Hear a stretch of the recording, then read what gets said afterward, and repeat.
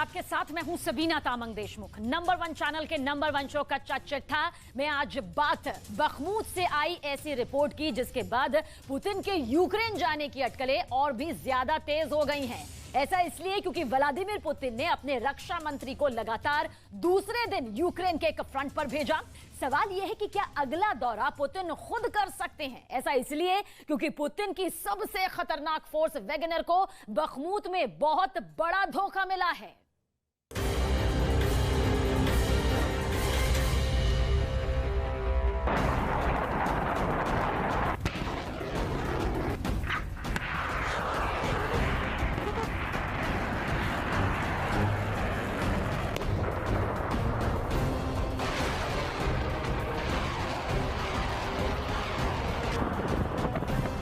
Ukraine की जंग में कई मोर्चे बने और टूट गए।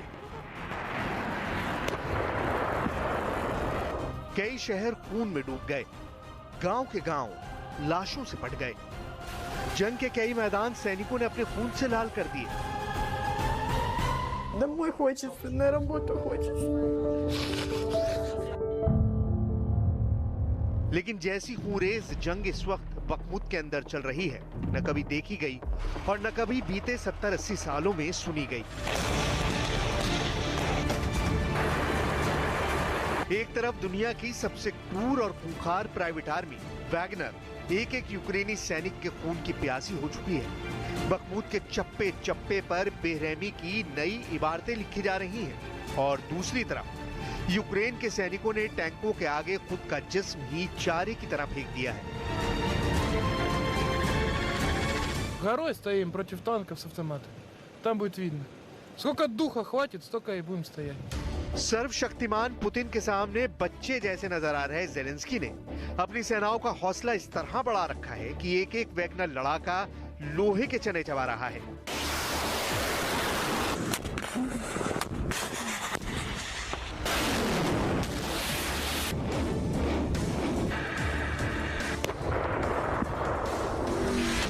दोनों तरफ से ऐसा कत्लेआम मचा है कि पूरा बखमूत मुर्दों का शहर बन चुका है। लेकिन इस पूरे जंग में क्या पुतिन ने वैगनर के साथ डबल गेम कर दिया है? आखिर क्यों अचानक वैगनर चीफ ये बयान दे रहा है कि बखमूत का पूरा मोर्चा ही उखड़ने वाला है? दुनिया की लगभग हर मीडिया रिपोर्ट्स में अब तक यही दावा किया गया है कि बखमूत पर रूस का कब्जा लगभग हो चुका है। सिर्फ आधिकारिक घोषणा बाकी है। लेकिन बखमूत में जीत और हार के बीच में चट्टान की तरह अड़ा है जेलेंस्की का हौसला। बखमूत की पूरी वॉर हिस्ट्री और इंसानी कत्लेआम की मिस्ट्री आपको बताने वाले हैं। लेकिन सबसे पहले हम बात करेंगे बीते 24 घंटे के अंदर बखमूत में किस मोर्चे पर कितना बड़ा अटैक किया।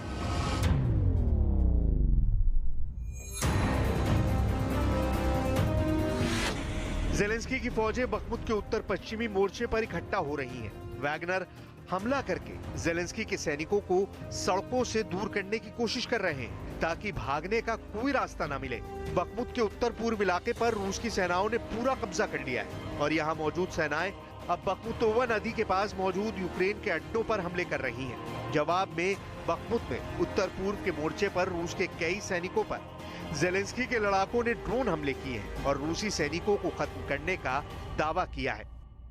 जेलेंस्की बखमूत में तैनात अपने सैनिकों से उम्मीद कर रहे हैं कि सैनिकों को हथियार और टैंक जल्द मुहैया कराए जाएंगे। तब तक वो मोर्चे पर डटे रहें। लेकिन ये इतना आसान नहीं है।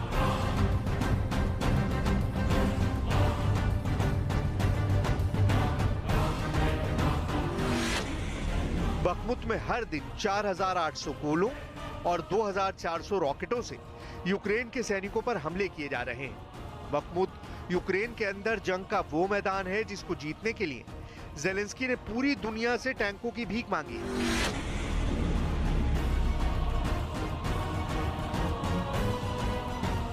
क्या बखमूत सामरिक रूप से बहुत बड़े महत्व का इलाका है या फिर वजह कुछ और है? बखमूत रसद की सप्लाई का एक प्रमुख केंद्र है। यहाँ पर दो अहम सड़कें हैं जो कॉन्स्टेंटिनविका और सिवरेस्क तक जाती हैं। यानी बखमूत पर कब्जे के बाद दो और शहर रूस के आसान टारगेट पर होंगे। अमेरिका के राष्ट्रीय सुरक्षा मामलों पर व्हाइट हाउस के प्रवक्ता जॉन किर्बी ने बयान दिया कि बखमुत और सोलेदार के रूस के पास जाने से भी युद्ध पर कोई रणनीतिक असर नहीं पड़ेगा। लेकिन सवाल ये कि फिर क्या वजह है कि ज़ेलेंस्की अपने सैनिकों की जान बखमुत के अंदर दांव पर लगा रहे हैं। दरअसल संघर्ष बहुत लंबा और खूनी होने की वजह से अब बखमुत की जीत और हार का एक प्रतीकात्मक महत्व बन गया है। यूक्रेन युद्ध शुरू होने से 2 महीने के बाद पुतिन ने मिशन बखमुत शुरू किया था।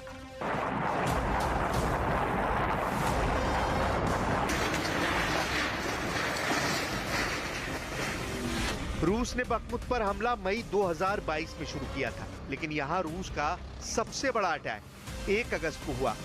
बखमुत में रूस के हमले का नेतृत्व खूंखार वैगनर ग्रुप कर रहा है। डोनेट्स्क और लुहांस्क के अलगाववादी राज्यों की सेनाएं भी वैगनर का सपोर्ट कर रही हैं। रूस ने नए भर्ती किए गए जवानों को बखमुत की जंग में भेजा है। 9 दिसंबर को ज़ेलेंस्की ने दावा किया था कि रूस ने बखमुत को नष्ट कर दिया है। 16 जनवरी को रूस की आर्मी ने सोलेदार पर कब्जा कर लिया, जो बखमुत से करीब 15 किलोमीटर दूर है।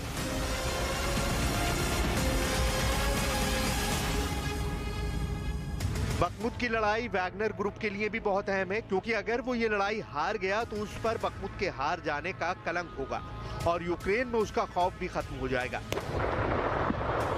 लेकिन वैगनर के सामने एक दूसरा बड़ा संकट खड़ा हो गया है। एक ब्रिटिश अखबार ने दावा किया है कि बखमुत के अंदर वैगनर चीफ येवगेनी प्रिगोजिन ने दावा किया है कि अब वैगनर के पास लड़ने के लिए मौजूद हथियार खत्म होने वाले हैं। टेलीग्राम पर की गई एक पोस्ट में वैगनर चीफ प्रिगोजिन ने लिखा कि अगर वैगनर बखमुत से पीछे हटता है तो पूरा मोर्चा ध्वस्त हो जाएगा। रूस के हितों की रक्षा करने वाली सभी सैन्य संरचनाओं के लिए ये स्थिति अच्छी नहीं होगी। अगर बखमुत में हार हुई तो रूस की सेना को यूक्रेन से वापसी के लिए मजबूर होना पड़ेगा। प्रिगोजिन का दावा है कि उसके सैनिक दीवार है जो फ्रंट लाइन पर मजबूती से खड़े हैं। सवाल यह है कि वैगनर चीफ को ये बात सार्वजनिक रूप से क्यों बोलनी पड़ी। इसका मतलब साफ है कि वैगनर चीफ के रिश्ते अब रूस की आर्मी के जनरलों से अच्छे नहीं है। यही वजह है कि वैगनर चीफ को लग रहा है कि उसके साथ रूस की आर्मी धोखेबाजी कर रही है।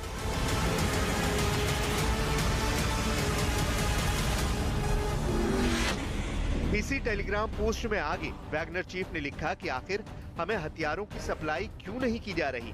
फिलहाल हम इसका कारण जानने की कोशिश कर रहे हैं।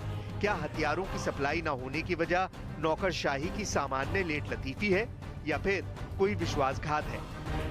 दरअसल खार्किव में हार के बाद वैगनर चीफ ने रूस की आर्मी के कई अफसरों की आलोचना की थी और इसी वजह से पुतिन के करीबी फौजी अफसरों ने वैगनर चीफ के खिलाफ एजेंडा चलाना शुरू कर दिया था, जिसका असर ये पड़ा कि पुतिन और वैगनर चीफ के बीच दूरियां बढ़ गई। रूस के एक मानवाधिकार कार्यकर्ता ने भी इस दावे की पुष्टि की है। Определенная информация. Насколько я понимаю, сговор произошел в сентябре 2022 года, потом произошла цепочка событий, как мы помним, произошел взрыв на мосту, который ведет в Крым. Буквально в этот же день на фоне вот этой истерии, которая начала активно разгоняться, произошло кадровое назначение Суровикина и повышение его до командующего объединенной группировкой войск в Украине. И за несколько дней до этого и Кадыров, и Пригожин вместе обрушились с критикой на генерала Лапина, причем с оскорблениями и так далее. Пригожин не очень умный человек. शायद इसीलिए अब वैगनर को रूस की आर्मी से लॉजिस्टिक सपोर्ट मिलना बंद हो गया है और वैगनर आर्मी बखमुत में फंसती हुई नजर आ रही है। बखमुत में लोहे जैसी सेनाओं का कैसे कचूमर निकल रहा है, आप इन तस्वीरों में भी देख सकते हैं। बखमुत के पेड़ माचिस की जली हुई तीलियां बन चुके हैं। शहर में इमारतों का मलबा ही मलबा नजर आ रहा है। जलती हुई गाड़ियां और घरों से धुआं उठ रहा है।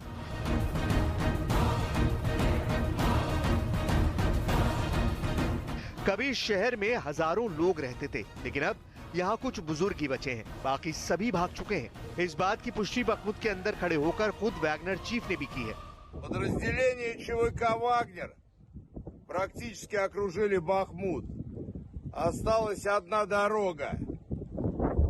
Клещи сжимаются.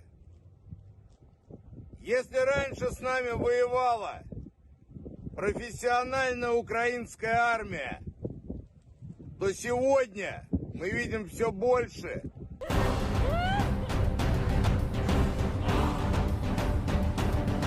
यूक्रेन की सेना यहां से नागरिकों को निकालने की कोशिश कर रही है, लेकिन इस कोशिश में भी 2 महिलाएं मारी जा चुकी हैं। बखमुत में चल रहा ये खूनी गदर ज़ेलेंस्की और पुतिन दोनों के ही लड़ाकों की कड़ी परीक्षा ले रहा है। हालांकि बखमुत के डिप्टी मेयर अलेक्जेंडर मर्चेंको ने दावा किया है कि बखमुत में अभी भी यूक्रेन की सेना रूस की सेना को कड़ी टक्कर दे रही है, लेकिन अभी आखिरी नतीजों का इंतजार बाकी है।